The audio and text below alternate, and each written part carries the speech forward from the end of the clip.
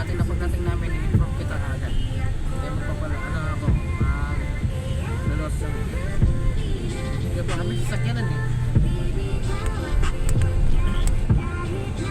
Oo, kung anong oras no? Anong oras sila pumunta? Layo yun. Ilang oras ang biyahe doon sa Kanabit.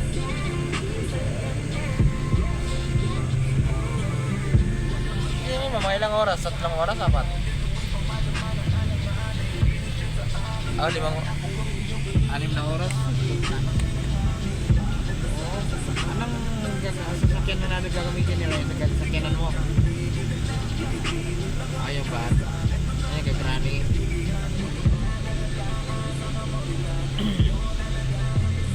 Hindi wala problema nun. Ito mag-alala doon kasi okay na akong pangalan. Paano ko talaga yun. Kaya nga pa CP ang hindi mo.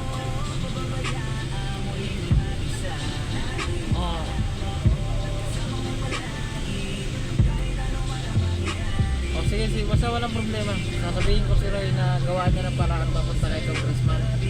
Kaya importante talaga si Congressman, kahit si Congressman hindi siya ngayon ang nanalo. Under niya talaga yun si Lito. Under niya yun. Sinabi na yun ang hiningin ni Roy. Kaya si Roy talaga yung pag-asa natin na yun na makakapagbago ng isip.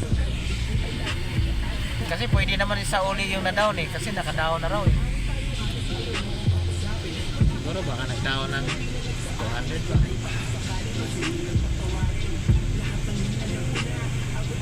Down yan, sigurado. Nag-down yan para panigurado na eh. Pero si Congressman lang talaga, walang iba talaga makakala niya. Si Congressman ba? Sige, para makaano siya, makaano siya na ako. Lang araw siya pupunta kay Congressman. Halimbawa, pupunta siya. Tapos, ipapakausap ko siya kay Roy, ha? Sabihin mo sa papa mo, ipapakausap ko siya kay Roy para pag sabi ni Roy na aalis ako ngayon, sabi sa namin, malakas yun kasi tao yun eh, ni Mayor.